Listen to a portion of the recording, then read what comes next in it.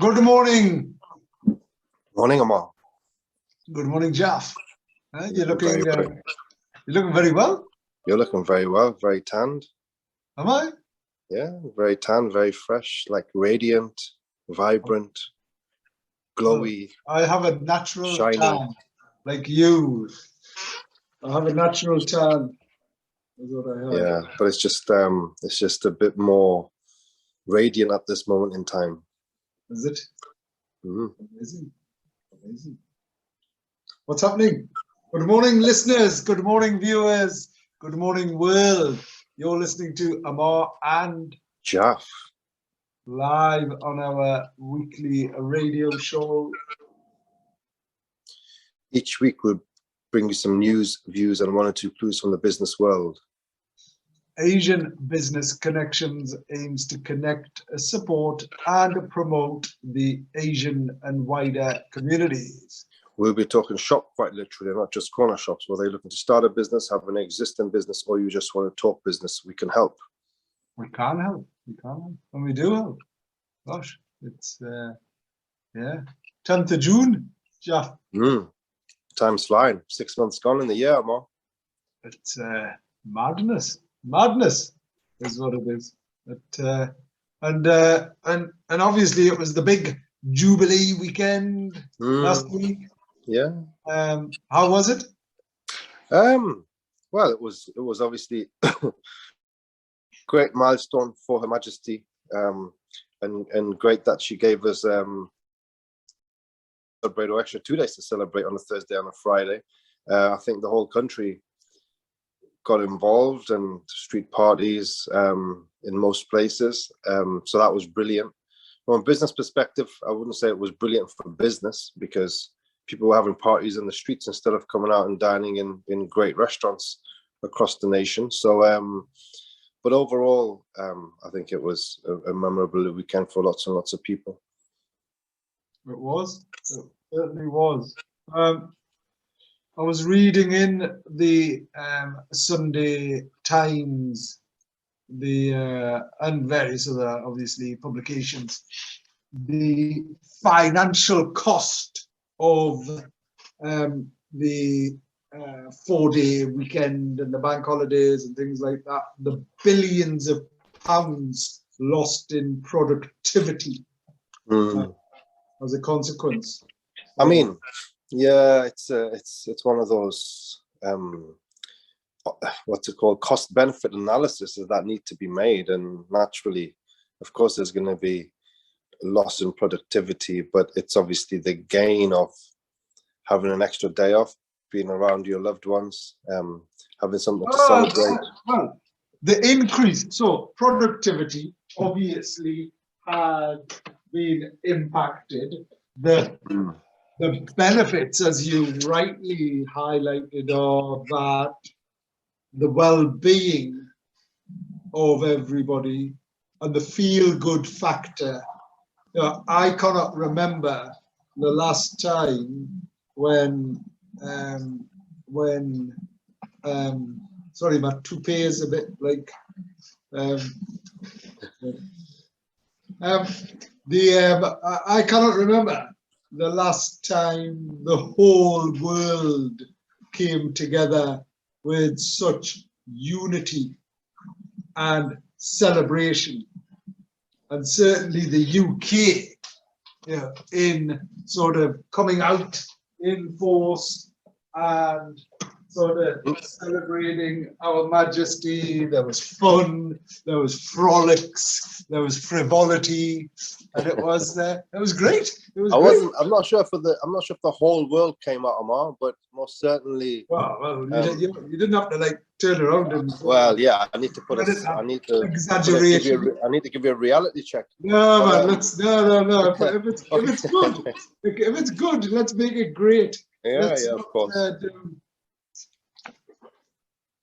Anything other? But it is such a great milestone, and it's something that maybe we're probably not going to see anything like that in our lifetimes, and maybe it's never again in the history of this nation will we get to a platinum jubilee for for a monarch who's been there for such a long time. So look, it is historical, and that's the only way to celebrate something of so much history. Yeah. I think it is, as you say, probably the first and the last time we'll experience this, and certainly in our lifetime, there's no question about that. I certainly don't anticipate living for another 70 years. Even if we did, Ammar, obviously, Charles is not going to hit a 70th Jubilee. Well, unless he takes over tomorrow. Well, even then, he'll be 155. When the 70th Jubilee, probably that's an underestimate. It's probably 195 he'll be. Yeah. Right. Well, he might live that long. Well, you never know with technology and stuff. The thing. But anyway, it was a wonderful celebration. And what did you do? Anything extraordinary, Jeff? No, not really. I kind of quickly popped into the street party. Just in your street? In our street, yeah. A lot of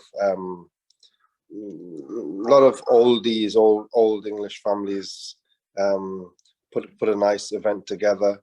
And there was a nice mixed group of people that were there in good spirits. Didn't stay for too long. Came back into work. Like I said, it wasn't like usual. It wasn't like an ordinary bank holiday in terms of you usually get an uplift in sales and there's a lot more people around.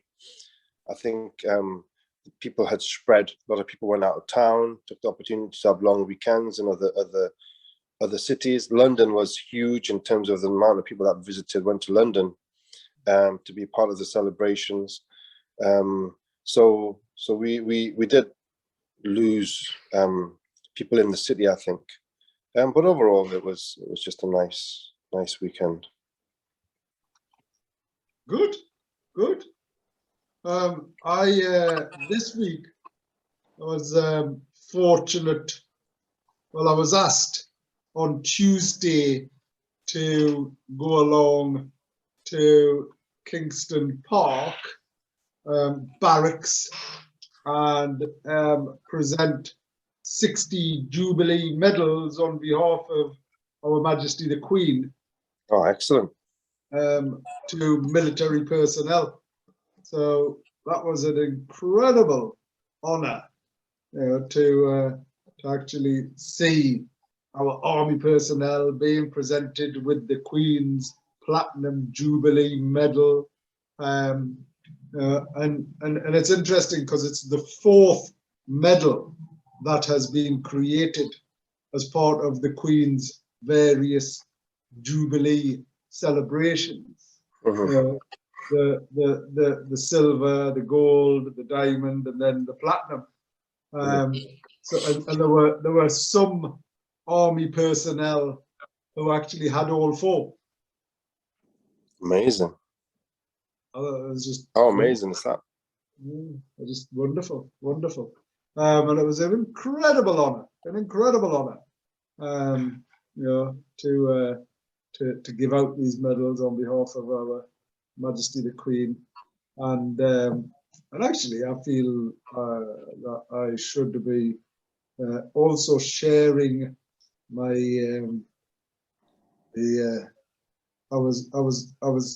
I should have got this last year, but I got it obviously with everything that's going on. I got this just this week, but where's the mark? Can't see it. Yeah, because I'm not showing it yet.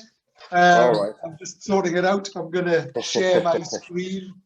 Share my screen because I'm particularly proud of this, and it's probably the third document that I have officially signed by Our Majesty. Wow. Yeah. and it's yeah, it's incredible. It's incredible, is what it is. Anyway,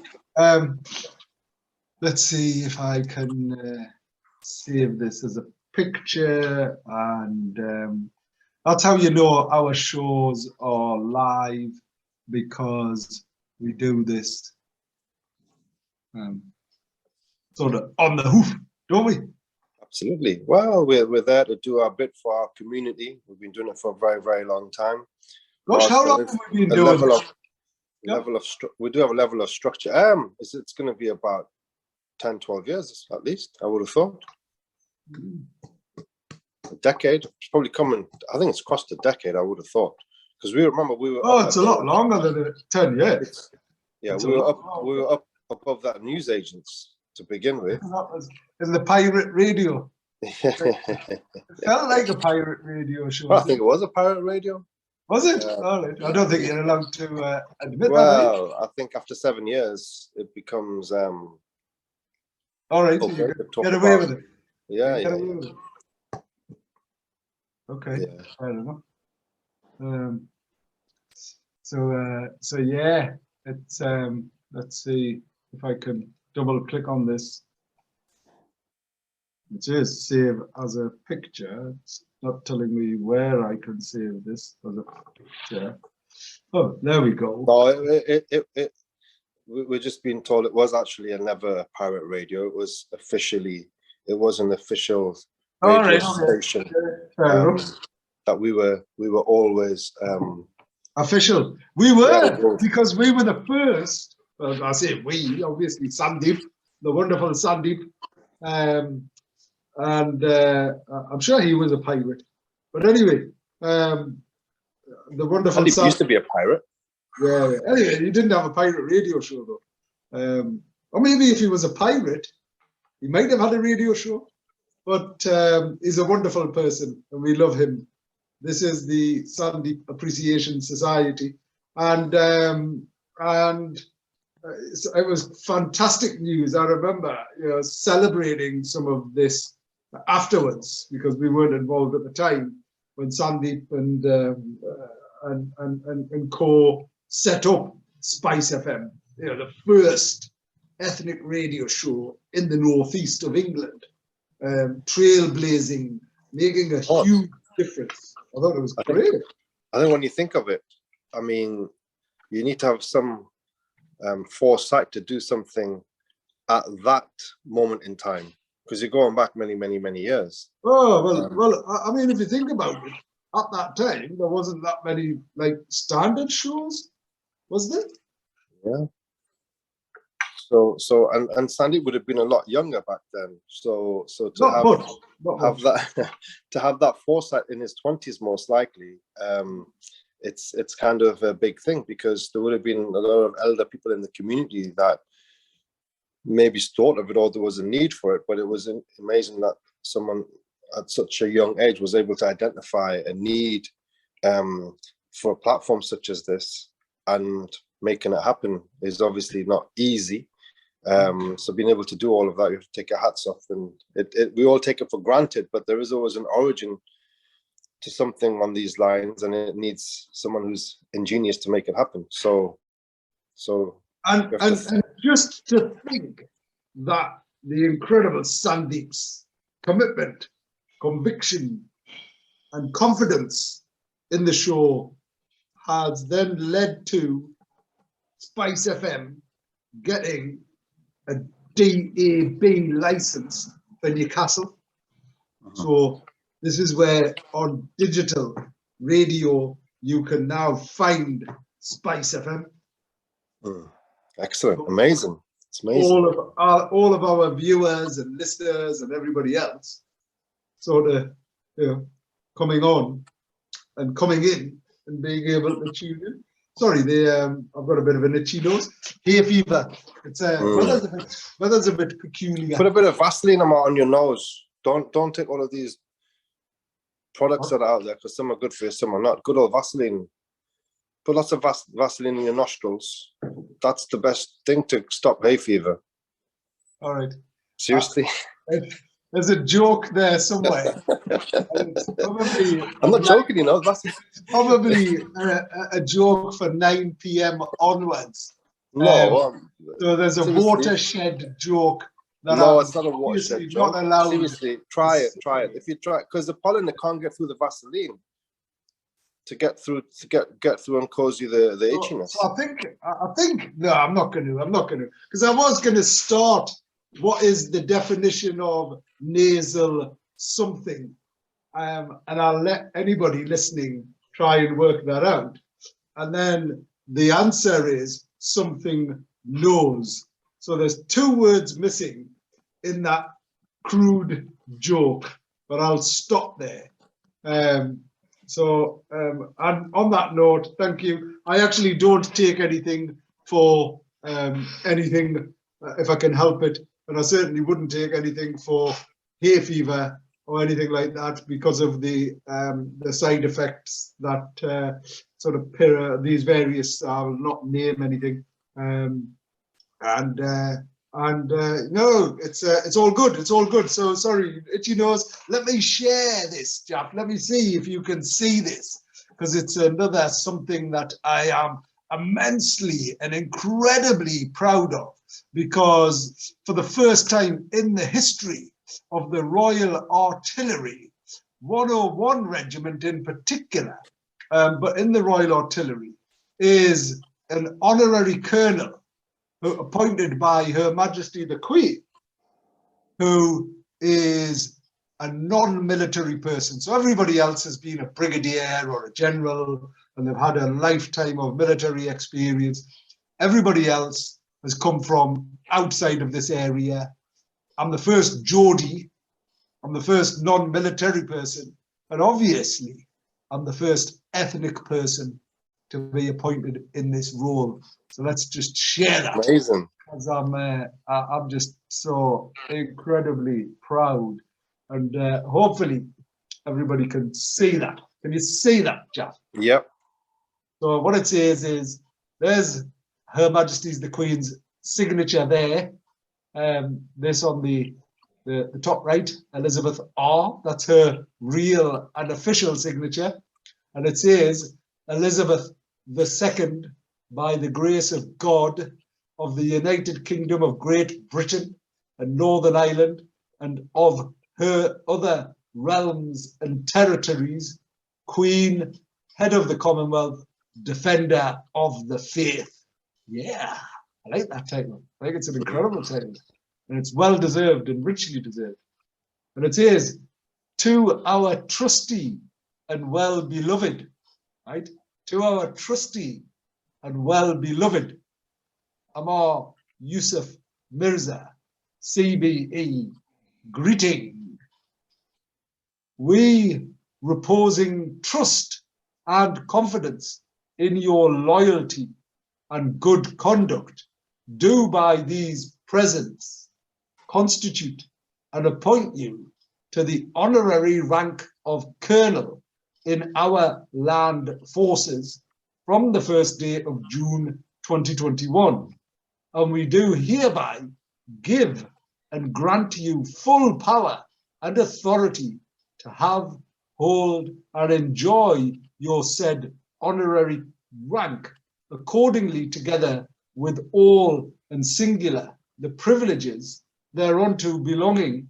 And we do hereby command all our officers and soldiers whom it may concern to acknowledge you as a colonel as aforesaid. And then it goes on to the given at our court at St. James's the 3rd day of August 2021 in the 17th year of our reign. So in the 70th year. So as part of Our Majesty's Jubilee celebrations in the reign of that 70th year, I was made the first ever honorary colonel, ethnic, non-military, in the Royal Artillery. And whilst it is an honorary role, I am actually a full colonel, and I have the same rank and rights as everybody else in the army. How incredible is that?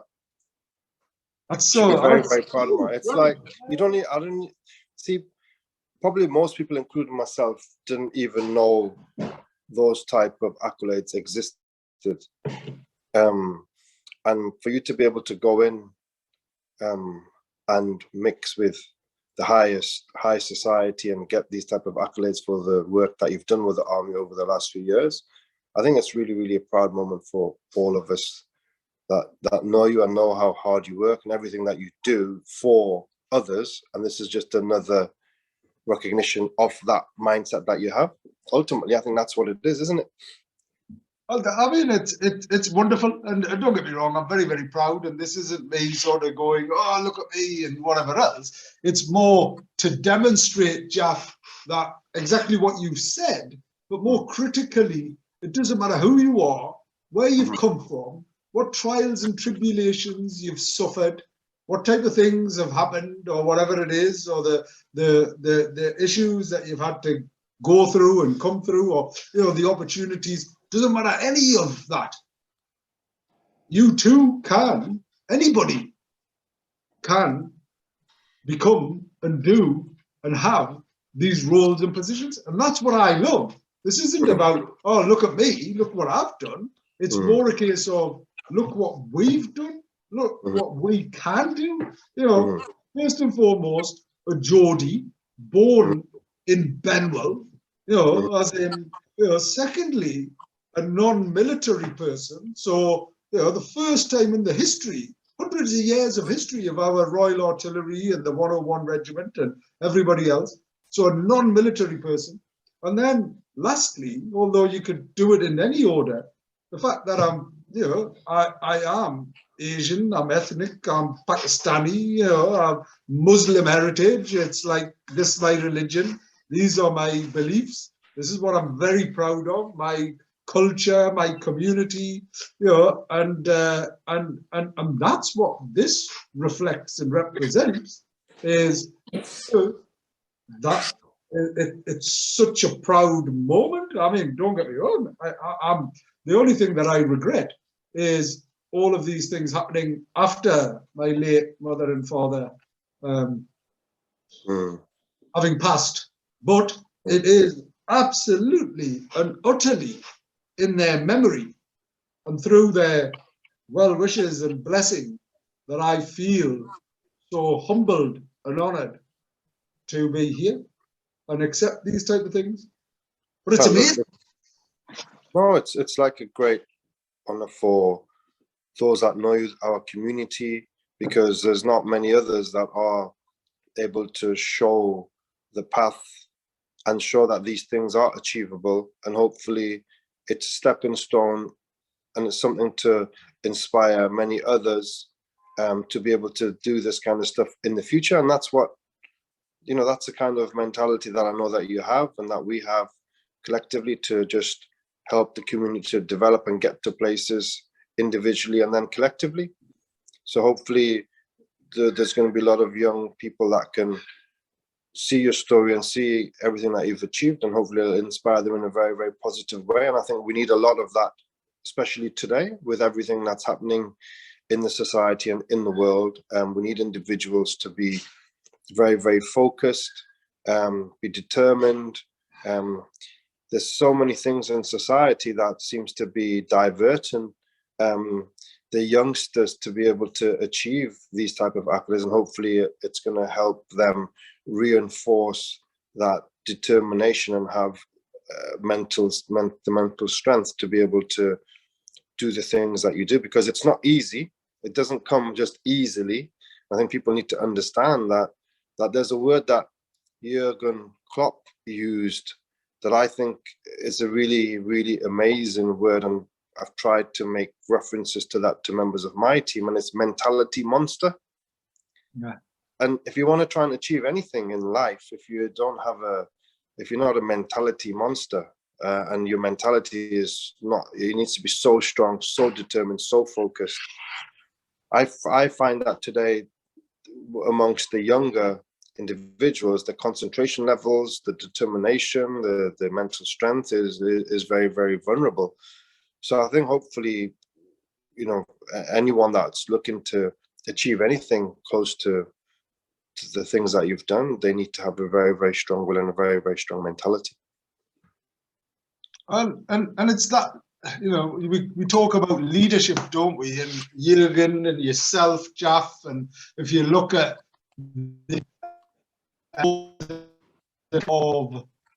sorry, there was a bit of a freeze there.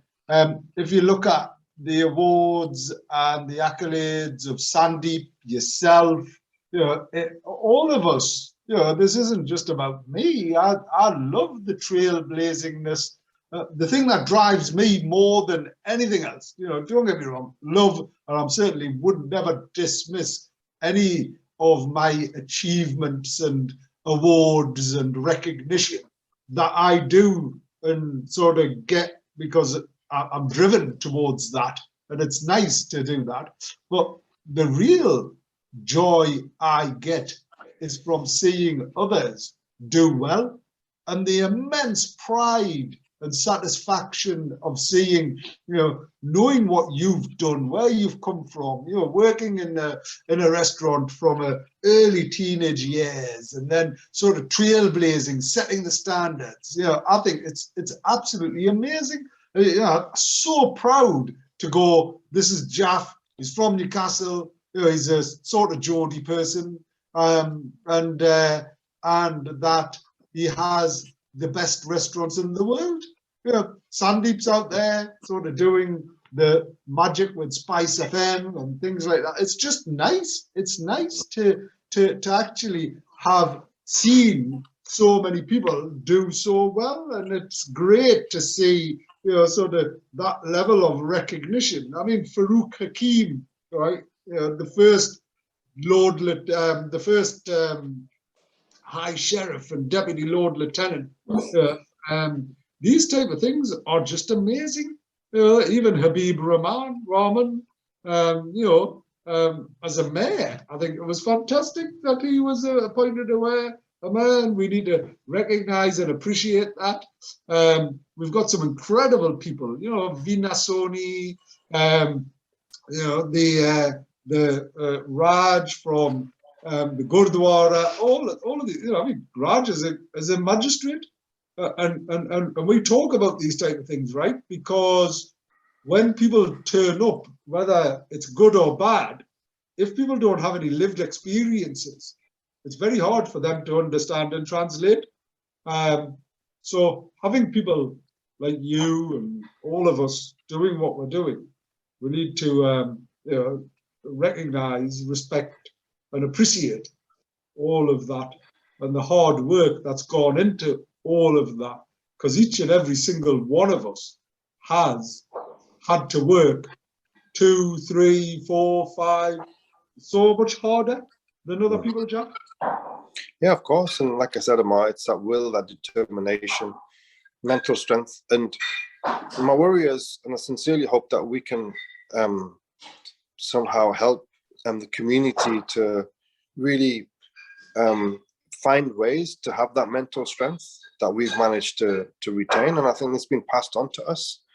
But I just really, I am a little bit concerned about the next generation and how I think the traits and the society is giving them different personalities and characters. And I think those that are able to not be impacted by everything that's out there in the wider society, we're probably going to be able to achieve a little bit more, because I do feel that mental strength and that determination is lacking a lot more than what there was when we were growing up. But either way, I think we've touched upon all of these things, and it's been really nice. And maybe we need to talk about a little bit about the economy, a little bit about the business world. Oh, without a doubt. Sorry, but this wasn't the let's give the Jalf and Ammar and the Sandeep pat on the back show. You know, whilst it's a nice thing to do, there's some very critical considerations. However, the business topic of the week that we're about to talk about, Gaff. And just picking up on the Jurgen Klopp side of things and whatever else, is it's about leadership. And leadership is the art of motivating a group of people to work together to achieve a common goal. It is essentially being able and prepared to inspire others. Effective leadership is based upon effectively communicating ideas to others so they are motivated to act as the leaders want them to act. So, a leader provides both inspiration and direction. They must be personable enough for others to follow their orders, and they must have the critical thinking skills to know the best way to use the resources at their disposal. An important distinction is that a leader and a manager are not necessarily the same thing. Both will aim to achieve a goal and mobilize resources to do so.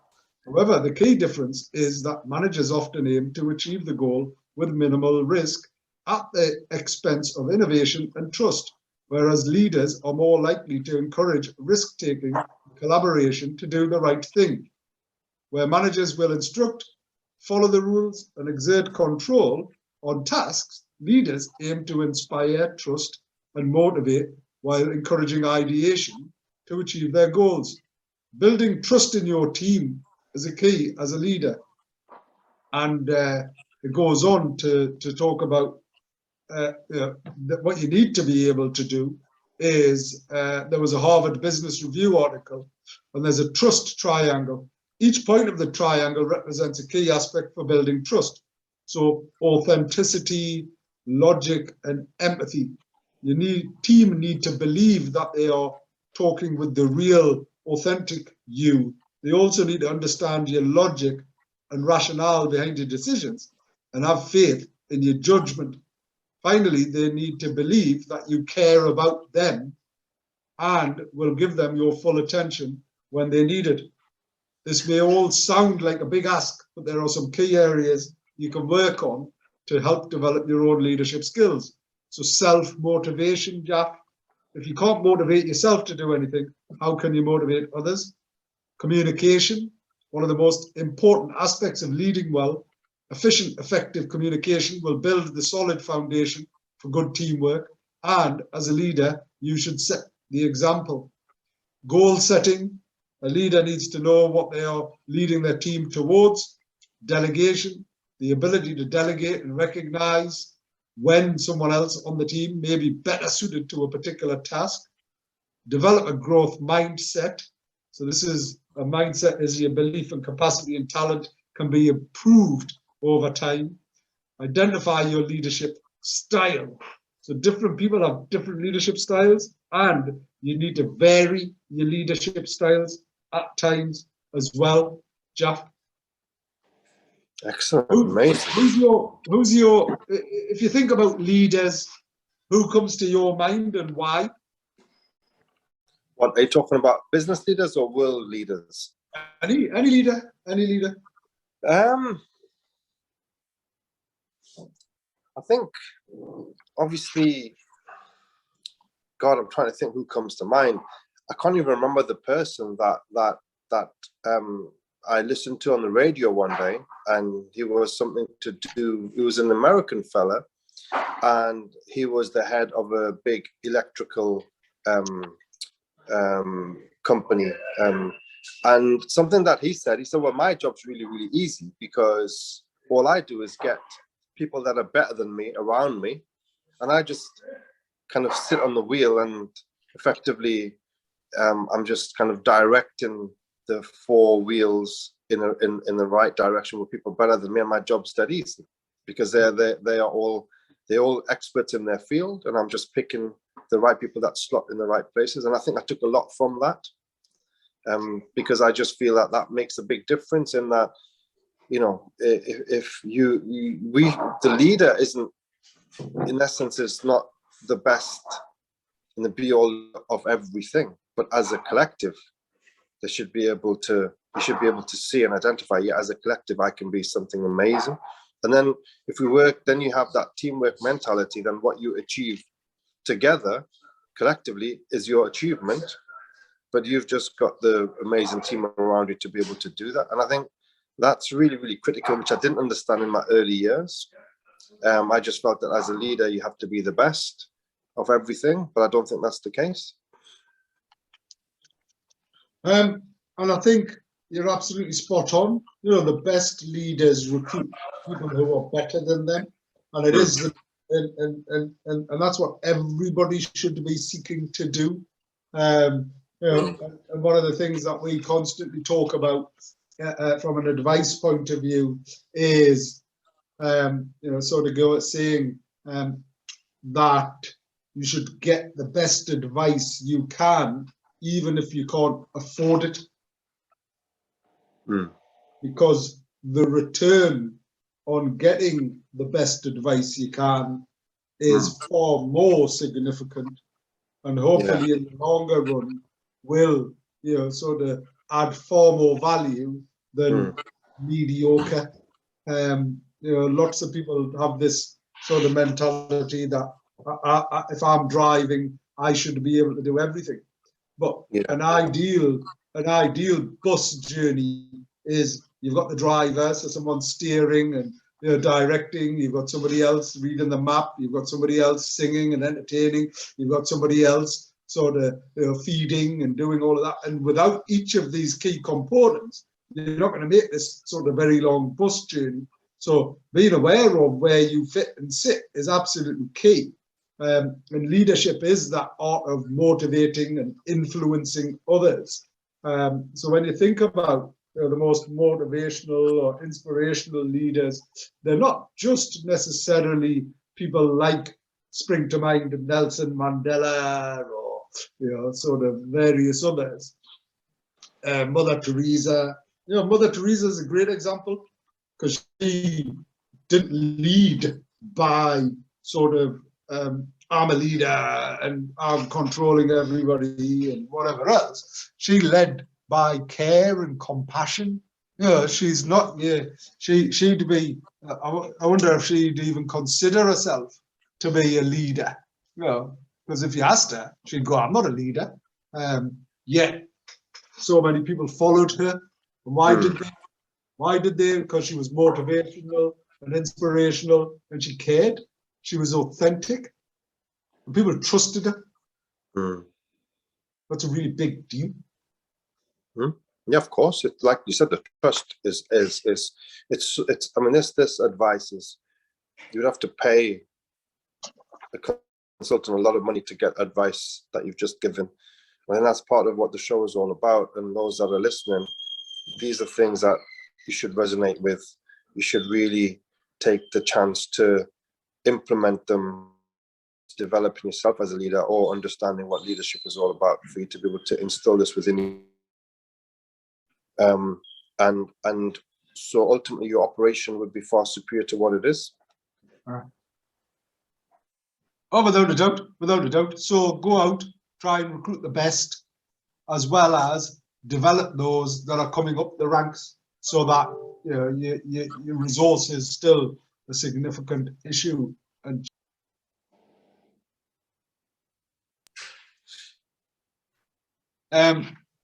gosh, I need to get that Vaseline. Trust me, give it a try, Ammar. It's going to work. Yeah, it's going to change your day. It's going to change your day. Wonderful. I don't normally carry it around, so I'll have to. You'll have some, so I'll nip down and see you. Anyway, other things that are going on. So very briefly, talking about a device and consultants and things like that. Jeff, on Tuesday, I'm delivering an innovation ignition session. So if you, your team are around, sign up via Zoom, sign up via this link, and we're going to be doing a very quick session on innovation and how it applies to you. I'm going to share some real secrets. There's a bit of an exercise, and you're going to walk away with some of the most amazing transformative toolkits. You know, simple exercise that you can do as a team, as an individual, that'll start your transformation journey, get you thinking more innovatively, and have a bigger impact both personally and professionally. And that's online on Tuesday. On Monday, we've got Pitch Perfect Pitch Day, which is a tongue twister, obviously. But this is where we've been running a program with a dozen companies, showing them, teaching them, supporting them how to get ready for investor readiness and what they need to do. And they're going to be presenting their pitch. They're going to be making a pitch to various stakeholders, venture capitals and such like. So it's a great networking event. It's online and it's on Monday as well. So let me stop sharing this and let's start talking a little bit more about the economy and what's going on generally, because a couple of other headlines that we probably missed were Boris Johnson's rebellion, and where 41% of his party voted against him. 41%, that's quite significant, Jack. It's huge, isn't it? It's huge. They say that it was a lot more than what they when they did it with Theresa May, and eventually she had to resign. Whether Boris would, probably won't, because he's a lot more thick-skinned than what Theresa May was. But he seems to have passed this particular one. Yeah, and I think there is an aspect of you can arguably say he won. It's a democracy, and it's a shame that his own party. I think what happened with Theresa May, though, Ammar, after that vote of no confidence, and then you're always going to have those people in the background causing noises, causing a nuisance, and blocking things and making things difficult. And I think that's just going to continue with Boris, I would have thought. But like I said, he's probably going to be a lot more thick-skinned, and he'll ride it out, and he'll probably still be there until there's another election. Yeah, I think he will.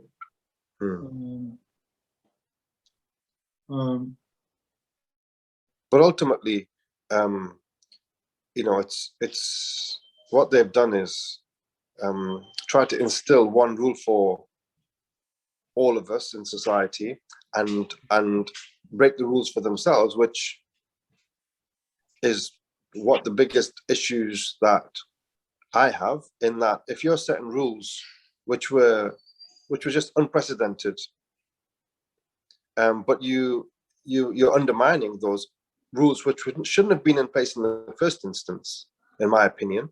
Obviously, Boris didn't think too much of those rules because it was okay for them to sit and, interact with each other, hug each other, and kiss each other in the pandemic, where they made out for the rest of the country that, oh my God, don't dare do this, and have your social distance, and don't go into the care home and see your mother, and A, B, C, and D.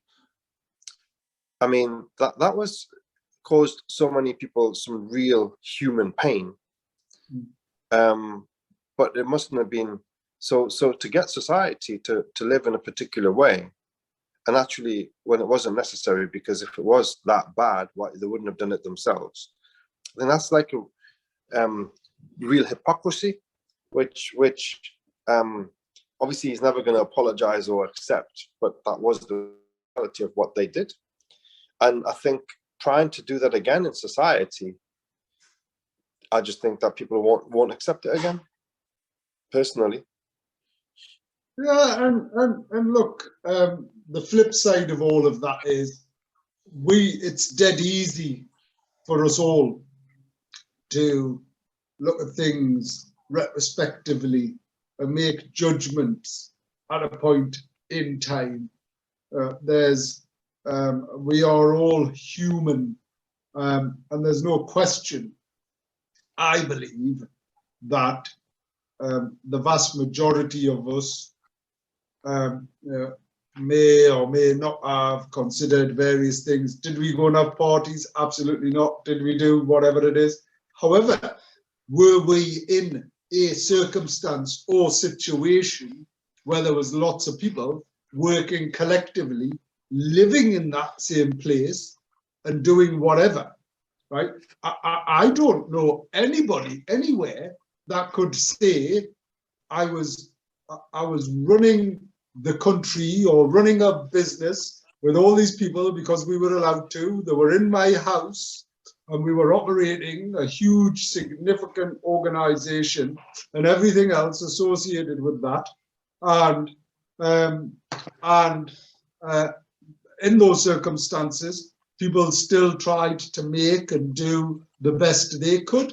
This is by no means a justification, an explanation, or any support for what's happened. I am simply sharing with us all who it's dead easy to sit on the sidelines and go tell the manager, oh, you should have done that, and you should have swapped him, and you don't, everybody's a couch sort of football coach, aren't they? And everybody would have gone, oh, well, that should happen and that should happen. You weren't there. That's not where you were. You didn't know what they saw or what they did. So yeah, but we were equally I think there running needs to businesses, be providing services for people. We were feeding the nation. We were working under extreme difficult conditions. We were there to open up the doors and help members of society come out of their houses, come to a restaurant, collect a takeaway, sit 2 meters apart from each other, reconstruct our entire operations, our entire mindsets to something which was ludicrous in so many instances. And I'm watching people do ludicrous things, but it was based on government laws. And we did it because that was the law. We followed it to the bone. And everyone that I saw, I served hundreds and hundreds and hundreds of customers within the lockdowns, and everyone meticulously followed silly rules that were set by the government, but we still followed them because that's what they said, asked for us to do, apart from they weren't doing it themselves. So we didn't break the rules and break the laws because that was the law. So we're a very, very respectful nation. The citizens of the United Kingdom are probably the most respectful members of the public in the entire planet. And I don't think that they've given us the respect that they should have done, because they tell us to do something and we follow it because the leader is asking us to do it, but yet they're not doing it themselves.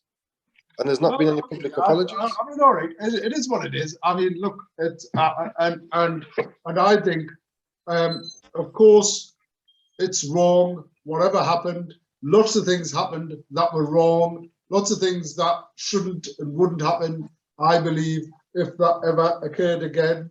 And the statistics and everything else that we were being shown, yeah, you can't forget the fact that in South America they had to create different places. They were in India, they were digging up sort of big holes to just have mass graves. You can't forget a lot of the issues. Well, yeah, they made those Nightingale hospitals, yeah, didn't they? Where did anyone go and stay in them for one night?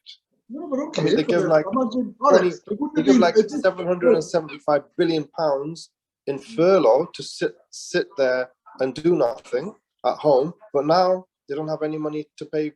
They don't have any money to pay and support people. National insurance and all the taxes have gone up. Yet all of a sudden they found that money. But now they have to tax everyone up to the hilt, where people don't even know how they're going to pay for the next meal.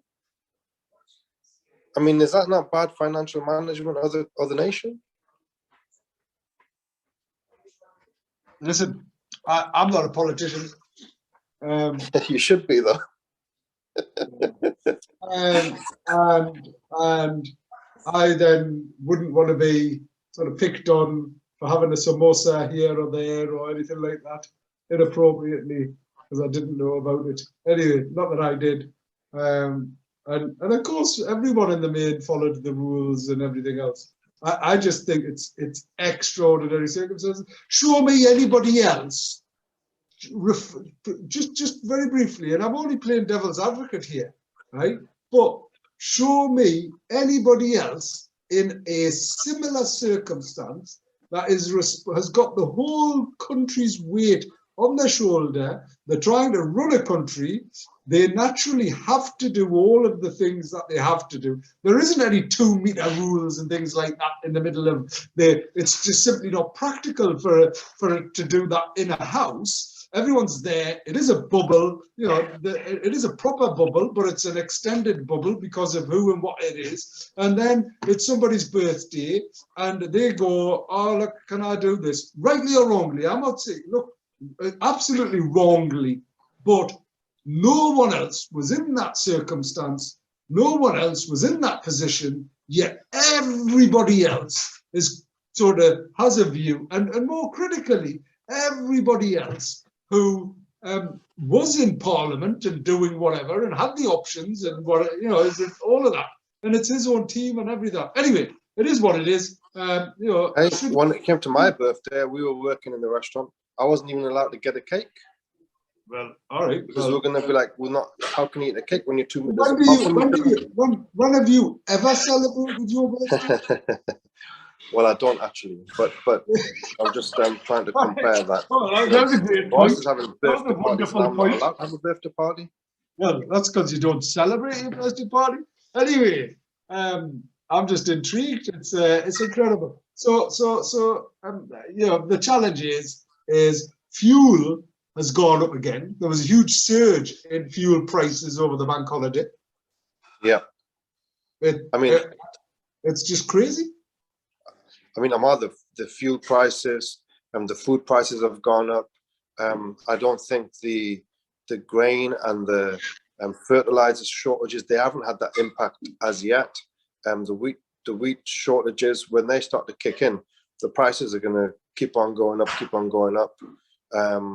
I think compound that, like we've talked about it before. The interest rates have gone up, and there's going to be a very rocky road ahead. So let's kind of fasten our seatbelts and get ourselves ready, because we have to be. Fair enough. And it is, and it's very challenging, and it's certainly very difficult. Yeah. I think as a collective, we we need to knuckle down. I must admit, I am rather concerned by some of the intentions of people going on strike and the impact that has on normal people.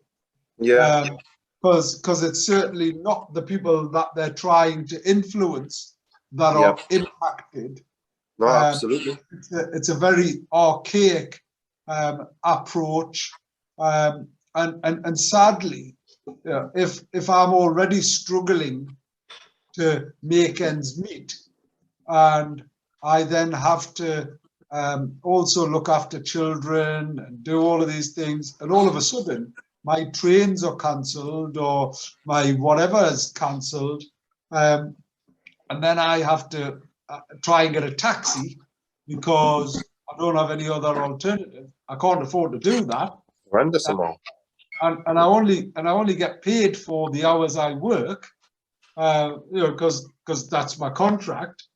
It's like, oh my gosh, what, really? Are you doing this to me now?